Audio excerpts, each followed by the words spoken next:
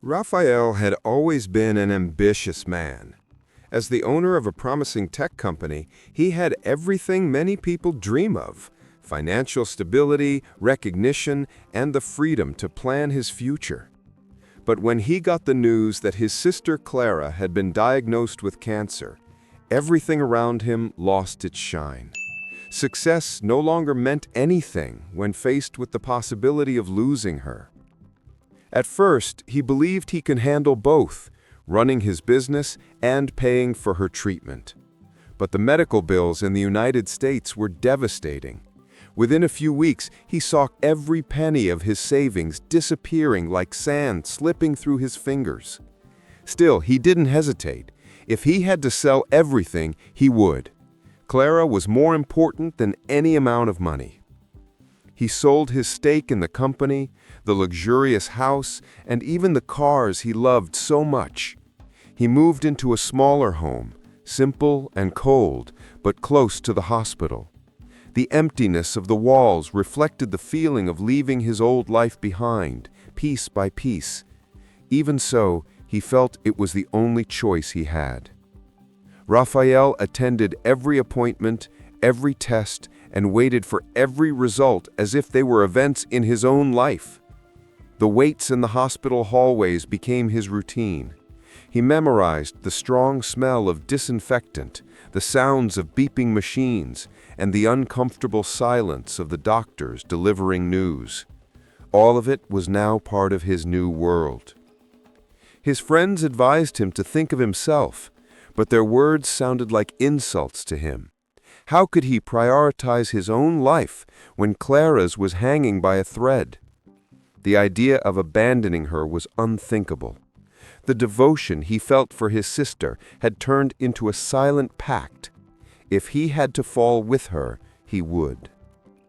Clara, despite her pain, noticed her brother's sacrifices. She often tried to ask him to stop, but Rafael would always look away, pretending not to hear.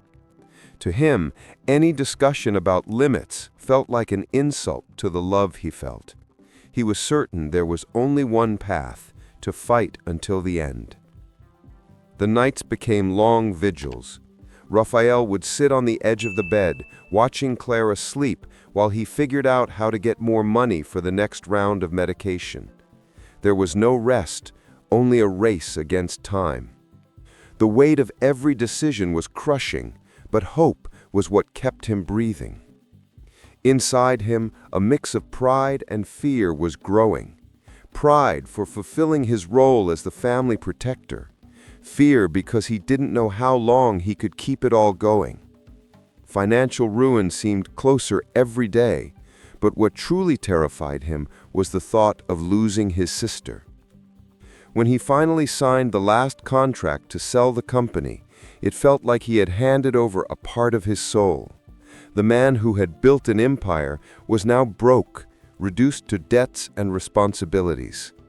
But when he looked at Clara, weak and fragile, he swore he would do it all over again if he had to. In that moment, Rafael believed his life would only have meaning if he could save Clara. He didn't realize that little by little he was digging his own destruction.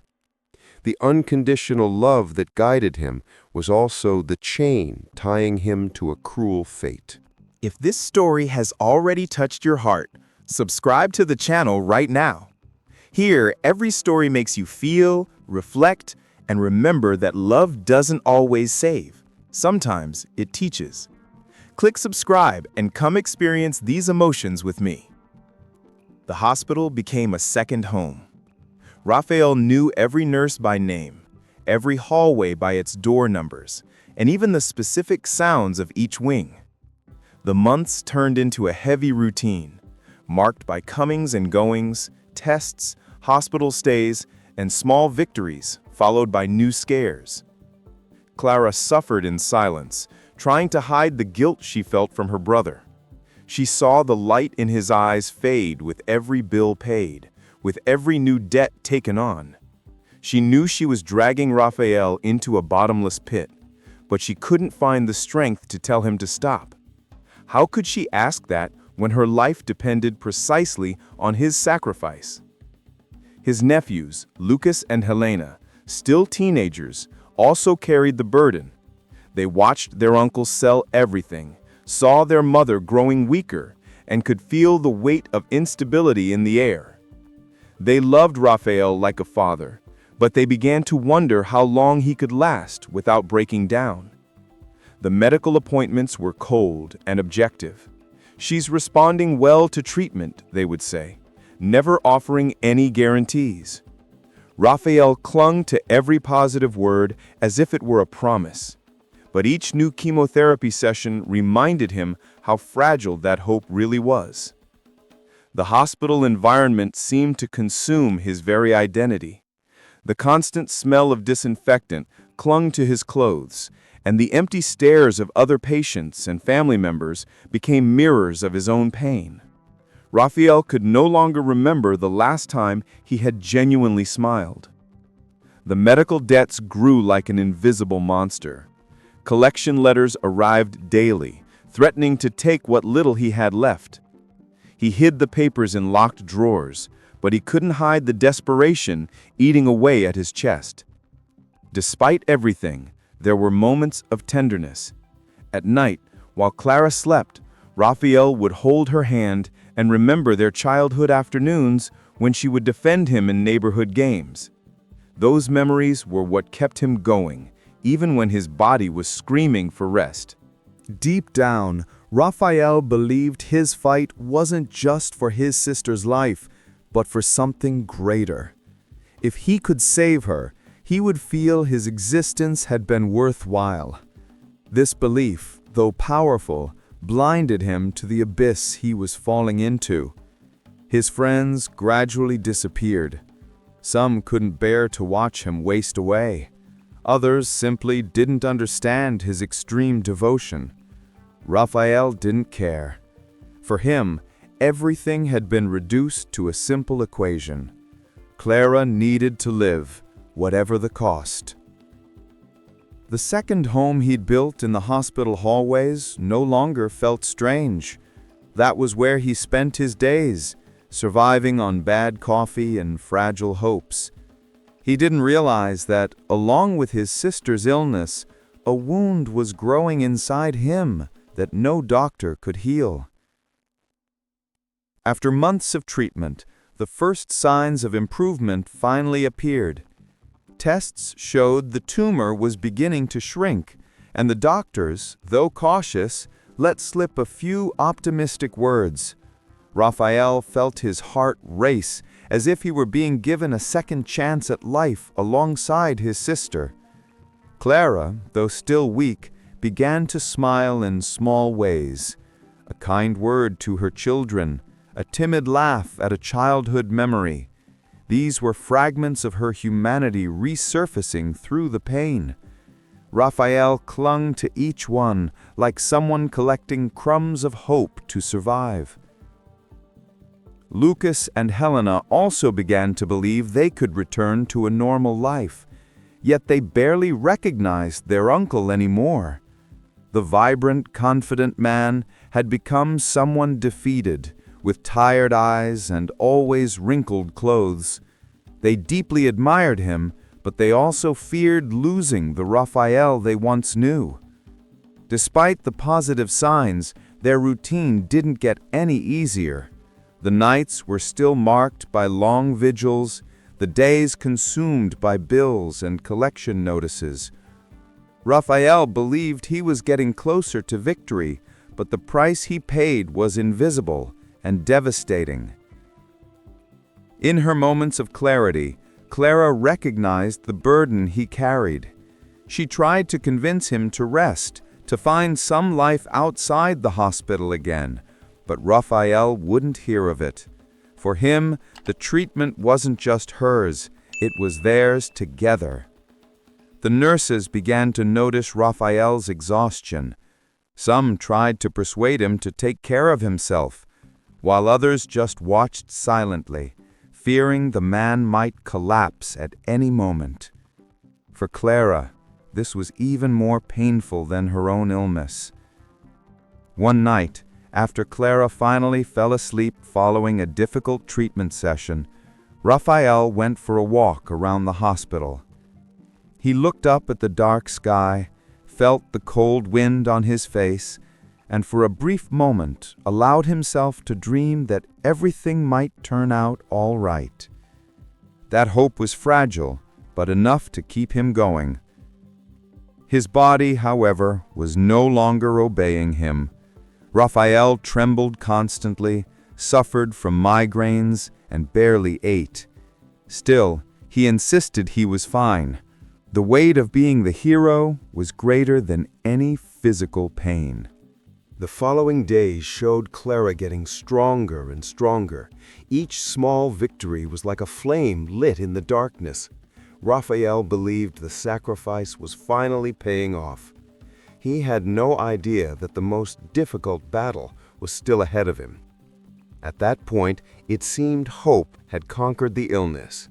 But like a silent shadow, the future was preparing to deliver a blow that would change everything. Months later, the doctors delivered the news everyone had been waiting for. Clara was officially in remission. The cancer had receded to the point where it no longer posed an immediate threat. Rafael felt the ground disappear beneath his feet, but this time it wasn't from fear, it was from the overwhelming mix of relief and exhaustion. Clara cried tears of joy, hugging her children as if she had received them back from the hands of death. Rafael cried too, but for different reasons. Even as he celebrated, he realized the depth of the emptiness left inside him. He no longer had his company. He had no friends. He had no life of his own. All he had was a tired body and debts piling up on the table. The family organized a simple dinner to celebrate the victory. Neighbors and acquaintances sent messages of support, but Rafael couldn't feel like he was part of the celebration. He watched everyone smiling and asked himself, "And now, what's left of me?" While Clara emotionally thanked everyone, Rafael felt an invisible weight crushing his chest. The man who had given his all now didn't know what to do with the little that remained. The emptiness of no longer having a clear purpose was eating away at him. Clara noticed every detail. She knew her brother had completely lost himself, and that if she stayed by his side, he would never be able to break free. The relief of being cured was mixed with the pain of knowing that Rafael had become a prisoner of his own sacrifice. Her children were thrilled with the news. Lucas made plans to rejoin the school team. Helena wanted to resume her music lessons. For them, life finally seemed to be getting back to normal. But in silence, Clara was planning something that would change everything. In the days that followed, Rafael buried himself in bills and collection notices. He discovered he was in much deeper debt than he had imagined. Creditors were threatening to take even the small house he lived in. The triumph of Clara's cure didn't erase the fact that his life was in ruins. One night, alone in the living room, Rafael looked at an old photo. Him and Clara as teenagers, smiling in their parents' backyard. He held the picture tightly, tears streaming down his face, as he wondered if all the sacrifice had truly been worth it. In her room, Clara was also crying. She knew she would have to make a painful decision. She loved her brother with all her heart, but she understood that staying close to him would mean condemning him to a life sentence. The miracle of recovery for Clara also marked the beginning of a new dilemma. How could she free Rafael from herself without making him hate her forever? The day of her hospital discharge arrived as a milestone. Clara stood more steadily now, still fragile, but free from the machines and the cold hallways. Rafael walked beside her with a sense of mission accomplished. He truly believed that at last, life would regain its meaning. In the parking lot, Clara took her brother's hand. Her eyes were glistening, but not with happiness. Rafael, confused, tried to smile, unaware that this would become the most painful moment of his life. Then she said, I don't need you anymore." The words cut through Rafael like a sharp blade. His eyes widened, unable to believe what he had just heard. His mind screamed that it had to be some kind of misunderstanding, but Clara didn't repeat herself. She simply turned and called for her children to go with her. Lucas and Helena, stunned, obeyed their mother in silence. They glanced back at their uncle with sorrow, but didn't dare oppose her. Rafael reached out as if to stop them from leaving, but he stood frozen, paralyzed by the weight of those words. "Clara, what do you mean?" he whispered, but there was no answer. She just got into the car, avoiding his gaze. The sound of the engine echoed like a final verdict, and the car disappeared down the street, taking with it everything that remained of Rafael's life. Standing alone in the parking lot, Rafael felt his world collapse. Years of sacrifice seemed to have turned into ingratitude. He thought of all the money lost, the sleepless nights, the friends he had pushed away, and now he didn't even have his sister by his side. The silence around him felt like mockery. Other patients left the hospital accompanied by smiling relatives, while he stood there alone, shattered. His chest burned, and it felt as if the air couldn't reach his lungs. He tried to convince himself that Clara was just tired, that she would soon reach out to explain. But deep down, a part of him knew that goodbye was final. And it was that part of him that made him feel like a dead man walking among the living. That day, Rafael didn't just lose his sister. He also lost the only reason he believed had justified his sacrifice. The hero who had fought against death now didn't know what to fight for. The first few nights without Clara were torment. Rafael wandered through the silent house where every corner seemed to echo the absence of his family. The living room, once filled with voices and plans, was now just an empty space with stacks of unpaid bills piled on the table. The phone rang constantly, but it was never Clara. It was collection agencies demanding overdue payments, banks threatening to seize what little he had left. Rafael hung up, without answering, another layer of pain. With every letter that arrived, he relived the scene in the parking lot. His sister's words haunted him like a ghost. "I don't need you anymore." He tried to find meaning in it all, but could only feel discarded like a used tool thrown away. His niece and nephew, who had once been so present in his life, had also disappeared. Rafael wondered if they truly understood what had happened, or if they had turned against him too. This doubt ate away at him even more than the debts. The happy memories that once comforted him now felt like poison. He remembered their childhood games, afternoons in the backyard, promises that they would always be together. Each memory seemed to mock his naivety for believing that love and sacrifice were enough to keep someone close. His body began to give way under the weight of loneliness. Rafael lost weight, ate poorly, and slept only in short bursts interrupted by nightmares. In his dreams, Clara always left him, and he would run after her in vain, trapped in a maze with no way out.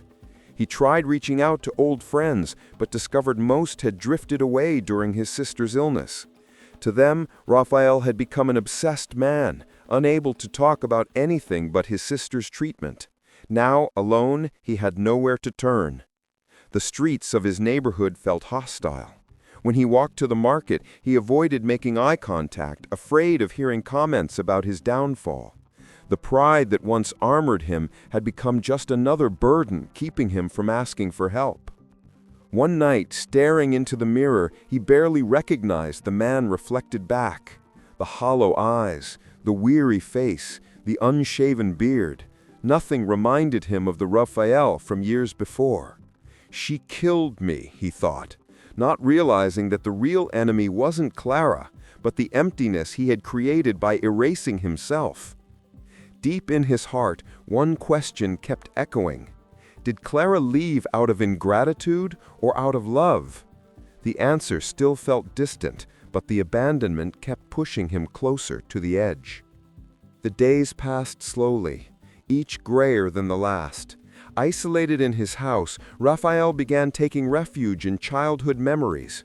He went through boxes of old photos, dusty videotapes, and letters his mother had saved. Each memory brought back a different Clara, the smiling girl who would stick up for him against neighborhood kids, the young woman who dreamed of becoming a teacher, the sister who always said they'd face everything together. These memories, however, were a double-edged sword. On one hand, they warmed his heart when he remembered their bond. On the other, they intensified his present pain. How could the same Clara who had defended him so many times now abandon him without looking back? Rafael drowned in this contradiction, trapped between the love of the past and the bitterness of the present. At night, he dreamed of scenes from their past. He dreamed of backyard baseball games, of summer afternoons when Clara would urge him to be braver. In these dreams, her laughter was crystalline, pure, but it always faded into the cruel echo of those words, "I don't need you anymore." Rafael tried to find logical explanations. Maybe Clara had been driven mad by the suffering. Maybe someone had influenced her. Maybe she just wanted to distance herself from anything that reminded her of the illness. But no justification could fill the void inside him. There was no word from Lucas and Helena. Rafael even considered looking for them at school, but he was afraid of being rejected. That fear paralyzed any attempt to reach out. He couldn't bear to hear from his own niece and nephew that they didn't need him either. To ease his anguish, he started writing letters to Clara, page after page, where he poured out his pain, his love, and his accusations. He never mailed any of them, just kept them in a drawer, as if writing them was the only way to keep his sanity. The silence in the house was broken only by the ticking of the clock. Rafael often found himself sitting on the sofa, staring at nothing for hours on end. Time lost all meaning. He could no longer tell one day of the week from another. He was just surviving, one day after another. There were moments when he wished Clara had died, not because he didn't love her, but because then his sacrifice would have had meaning. The thought that she was alive, but distant by choice, was far more painful than any grief. The echoes of the past had become ghosts. Every memory, once sweet, was now a cruel reminder that he had given everything and still ended up with nothing. Rafael's heart bled in silence, unable to find peace. At that stage, he still didn't know that his fall was only just beginning. What had come before was pain. What was coming next would be destruction. The debts, once hidden in drawers, began knocking on his door with force. Collection letters turned into visits from financial agents. He could no longer escape the reality. He was bankrupt, owing more than he had. The small house in the suburbs, the last refuge he still possessed, was now threatened with foreclosure. The thought of losing even that roof over his head tormented him. He tried to negotiate, but his bank account was empty. The life he had built was dissolving before his eyes. He tried taking risks with small ventures, selling old equipment, offering consulting services, even driving for ride-sharing apps. Nothing worked. The weight of failure seemed to follow him like an unavoidable shadow. For every step forward, two dragged him back. The few friends he had left disappeared completely. Rafael stopped answering phone calls and messages. Some tried to reach out, but he shut them out, unable to show his vulnerability. The loneliness, though cruel, was easier to bear than the shame. His relationship with his own body deteriorated. He started drinking to get through the nights, smoking compulsively, and eating only whatever he found in the fridge, often just forgotten leftovers. The mirror no longer showed a man, but a tired shadow. The streets he once walked with confidence now intimidated him. When he walked, he felt like everyone knew about his ruin. His former image as a successful businessman had dissolved, and Rafael felt invisible, or worse, pitiful. During one of his lowest moments, he was visited by a particularly aggressive debt collector. The man pounded on the door and made it clear that if he didn't resolve his debts, he would face more serious consequences. Rafael shut the door, trembling, his heart racing, realizing his fall wasn't just financial, but physical and emotional too. One night, drunk, he sat on the living room floor and spread all the collection letters around him. He cried like a child, clutching a family photo. "I gave everything for you all, and I ended up with nothing," he repeated between sobs. He hadn't quite hit rock bottom yet, but Rafael already felt he was in free fall.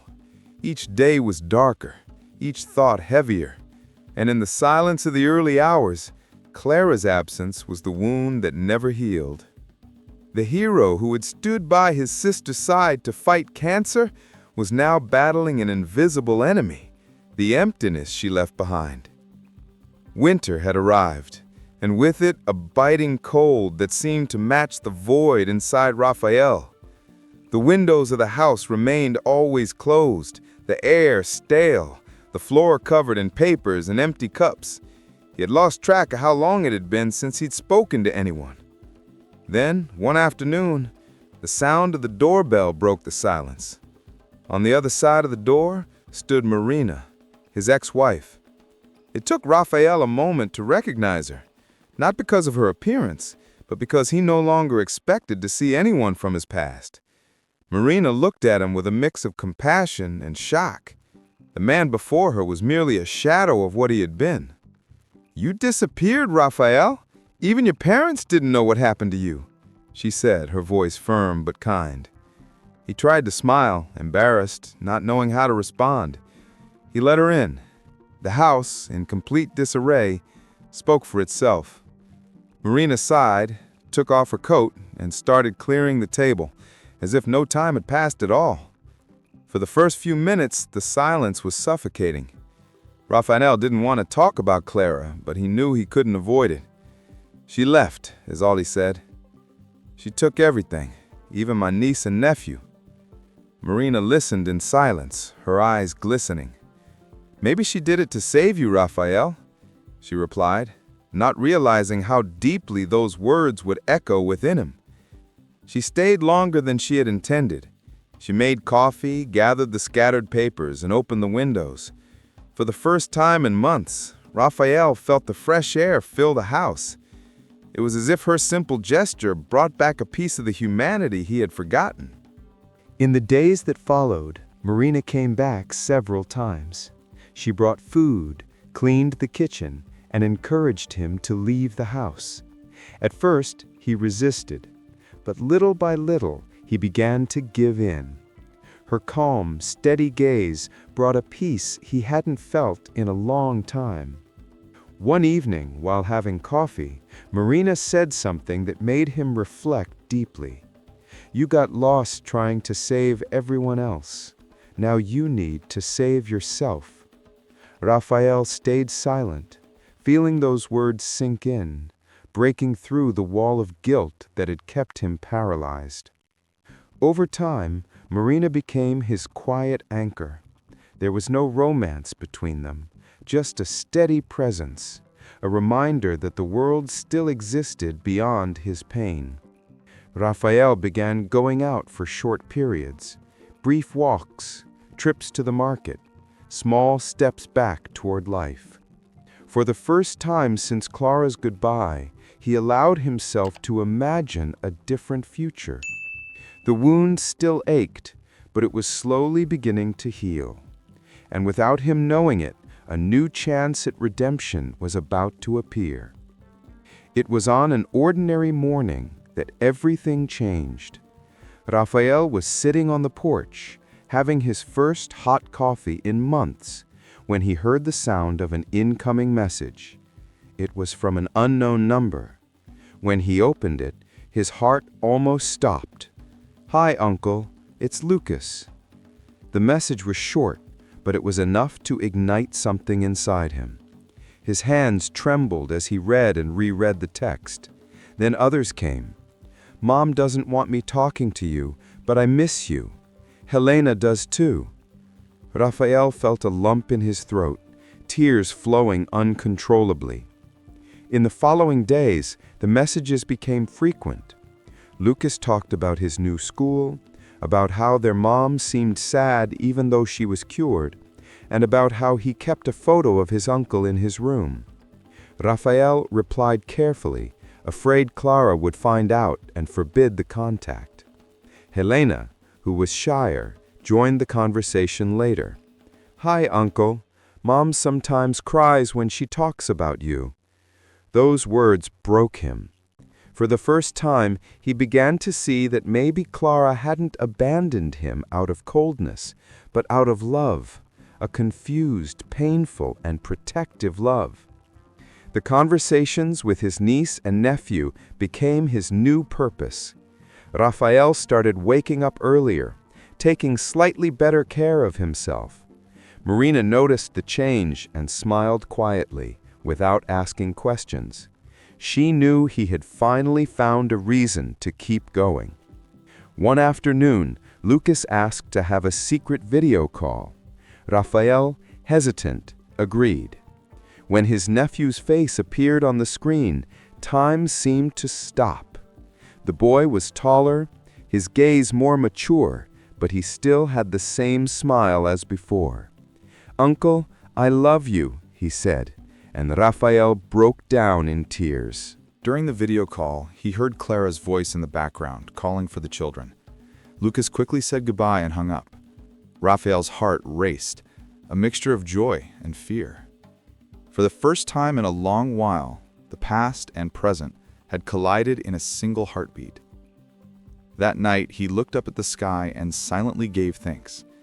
He knew his life was still far from fixed, but a spark had been lit. The bonds Clara had tried to sever still existed, fragile, secret, but unbreakable. And deep inside, Rafael began to feel that forgiveness might actually be possible. It was a cloudy evening when Rafael received an envelope with no return address. The mail carrier just said it had been left at the local post office weeks ago, with instructions to deliver it to him. The yellowed paper and delicate handwriting made his heart beat faster. As he tore open the seal and saw the name Clara at the top, his hands began to tremble. For a few seconds, he just stared at the open envelope on the table, afraid of what he would find. Then he took a deep breath and began to read. By the first few lines, tears were streaming down his face and he couldn't hold them back. "Rafa, if you're reading this, it's because I had to leave. Not because I don't love you, but because I love you too much to keep destroying you." Every word felt like an open wound. Clara wrote about the guilt she felt with every check he signed. Every night she watched him fall asleep exhausted in a hospital chair. She explained that during the months of treatment, she realized her brother was slowly dying even as she was getting better. "You were becoming my savior, and I was becoming the reason for your ruin," one part said. Rafael read and reread the letter, as if trying to absorb every syllable. Clara confessed that she decided to leave not to punish him, but to set him free. "If I stayed close, you would never live for yourself again. You would always be my protector, and I couldn't bear to see you trapped because of me." She also mentioned the children, that Lucas and Elena only knew part of the truth, and asked that one day when things were calmer, he would forgive them for not understanding. "One day, they'll know who you really were to us. But before that, you need to heal, Rafa. Please, live." The letter ended with a simple, yet devastating line. "My brother, I left you because I love you enough to give you back the freedom you gave me." Rafael let the paper slip from his hands. He cried as he hadn't cried since the hospital days. Everything he had thought was ingratitude now took on a different meaning, both cruel and beautiful at the same time. Clara hadn't abandoned him. She had saved him from himself. As the sun disappeared behind the clouds, Rafael felt something new blooming inside him. Understanding. And with it came an even deeper pain, the realization that all along his sister had loved him more than he had ever been able to understand. The days after discovering the letter were an emotional storm. Rafael wavered between guilt, relief, and a longing that now hurt in a different way. It was as if he had lost Clara a second time, but this time with full awareness. He reread the letter every morning, as if searching within it for a new reason to breathe. Every sentence felt like a mirror, forcing him to confront his own life and realize how lost he had become in the role of savior. The truth was liberating him, but it was also tearing him apart. Marina noticed the change. Seeing him more withdrawn, she asked what had happened. Rafael showed her the letter without a word. She read it in silence, and when she finished, she simply held him. There was no consolation to offer, just a mutual understanding that love sometimes manifests in ways that destroy before they can heal. Rafael began walking the streets again, this time with steady steps, but a distant gaze. He was no longer searching for answers. He was just trying to understand how to live after being saved by someone he believed had abandoned him. The nights remained difficult. He dreamed of Clara smiling, calling him to play like when they were children, and would wake up in tears. But there was something new in these dreams, no longer despair, but a feeling of peaceful farewell, as if she were finally at peace. Little by little, he began to tidy the house. He threw out old papers, cleaned the windows, opened the curtains. Each gesture felt symbolic, an attempt to let the light back in, both in his home and within himself. His niece and nephew continued to message him. Rafael, now feeling lighter, replied with affection, free from guilt, responding only with love. One day, Helena wrote, "Mom talks about you sometimes. She says she misses you." Those words confirmed everything the letter had revealed. Even so, Rafael's heart still ached. The love between him and Clara was so profound that setting him free was, paradoxically, the greatest sacrifice of all. He now understood that her departure wasn't the end, but the purest proof of love. In the quiet solitude of one early morning, Rafael read the final lines of the letter once more. "Please, live." He closed his eyes and whispered into the emptiness, "I'll try, sis. I promise." From that moment on, the rebuilding began, no longer for others, but for the first time, for himself. Months had passed since the letter. Rafael, now more at peace, felt that something inside him still needed resolution. The forgiveness existed in his mind, but his heart demanded closure, a look, a conversation, something to give definite shape to the peace he was seeking. That was when he decided to look for her. With Lucas's help, who had been writing more frequently, he learned that Clara and the children had moved to a small town in rural Colorado. He hesitated for weeks until one morning he woke with a clear conviction. It was time to go. The drive was long and quiet. As he drove, Rafael thought about everything that had happened. Every kilometer felt like a step toward the past, but also a move toward his own future. The fear of their meeting stayed with him, but stronger than that was a sincere desire to understand and to give thanks. When he arrived at the house, he saw Clara in the garden, watering flowers. Time had changed her. She was thinner. Her hair was short. Her face was serene. When she saw him, she froze. For a moment, the world seemed to stop. Neither of them knew what to say. "Rafa," was all she could whisper. He took a step forward, his heart racing. "I read your letter," he said, his voice choked. "It took me a while to understand, but now I do." Clara let the watering can fall. The tears came silently before she could even form a reply. "I had to do it. I was killing you, Rafa. You didn't see it, but with every day that passed, a little more of you was dying because of me." Rafael moved closer, his own eyes glistening. "You could have told me. You could have let me fight for both of us." Clara shook her head. "You wouldn't have known how to stop, and I couldn't bear to watch you disappear because of me." They embraced, a long, tight hug, full of pain and love at the same time. It was as if years of silence and hurt evaporated in that instant. No words could express what that gesture meant. Lucas and Helena appeared in the doorway, surprised. Their eyes lit up when they saw their uncle and mother together again. Rafael hugged them too, feeling the warmth of family being reborn, even if in a different way. When they pulled apart, Clara looked at her brother with tenderness and said, "Now you can finally live." And for the first time, Rafael felt that it might be true.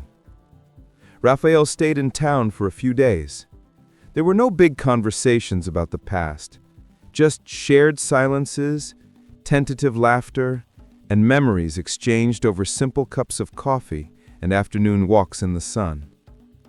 Time seemed to have slowed down, allowing each moment to have just the right weight and lightness. Clara watched him with pride.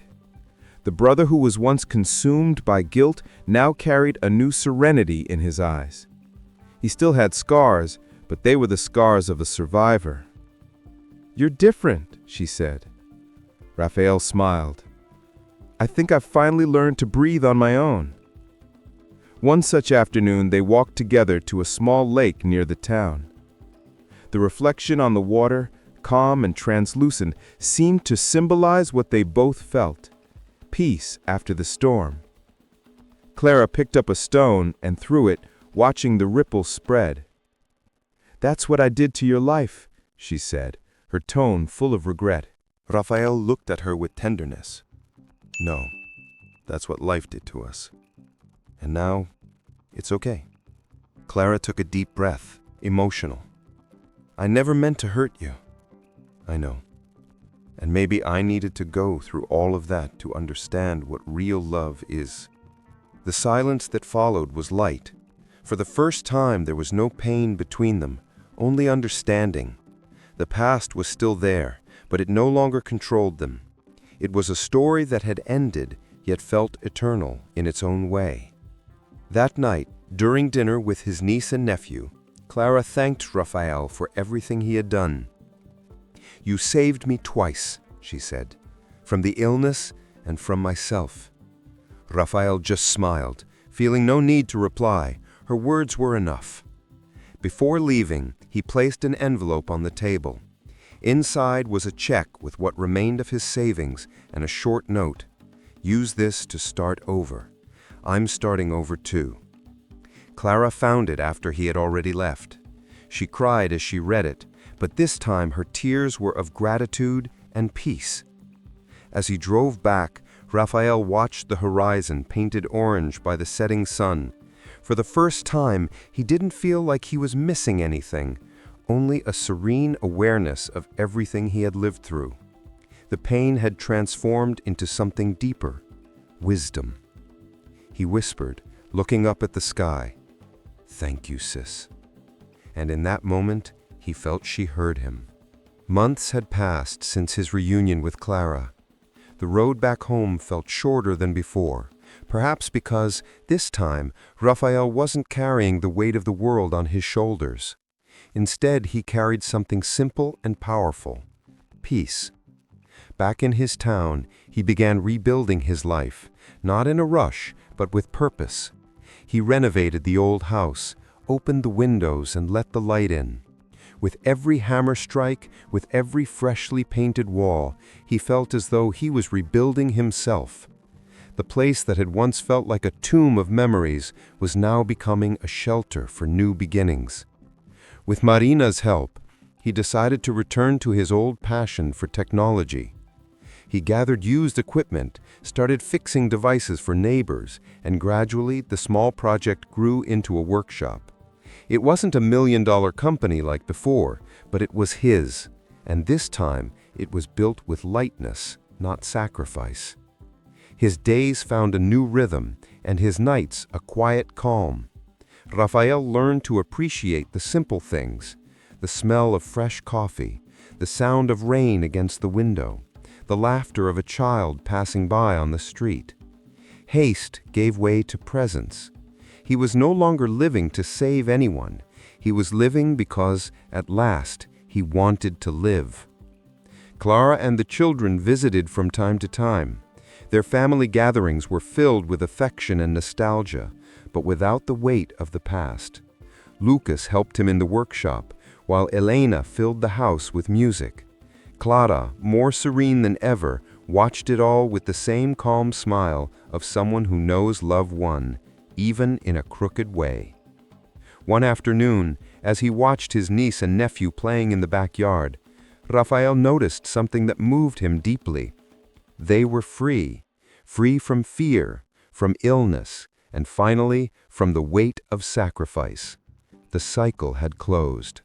Later, sitting on the porch at dusk, he opened the notebook where he used to write letters to Clara. On the last page, he wrote just one sentence: "Love doesn't trap, it frees." He closed the notebook, smiled, and put it away in a drawer, knowing he would never need to open it again. His phone buzzed. It was a message from Marina. "So, how's the new beginning going?" He replied with a simple photo, a mug of coffee, the sunset in the background, and the caption, "Living." A gentle breeze blew, swaying the open curtains. Rafael took a deep breath, and for the first time in many years, felt whole. There was no pain, no guilt, no debt, only the certainty that true love, even when it says goodbye, always leaves something alive behind. The past remained like a beautiful scar, visible but no longer hurting, and as the sky turned shades of orange and gold, Rafael closed his eyes and whispered one last time, "Now, sis, I live for myself." This was more than a story about sacrifice. It was a lesson about love and liberation. If you also believe that true love is the kind that sets you free, show it now. Leave a like, share what you felt in the comments, and subscribe to the channel. Here, every story touches the heart and reminds you that even the deepest wounds can blossom into new beginnings.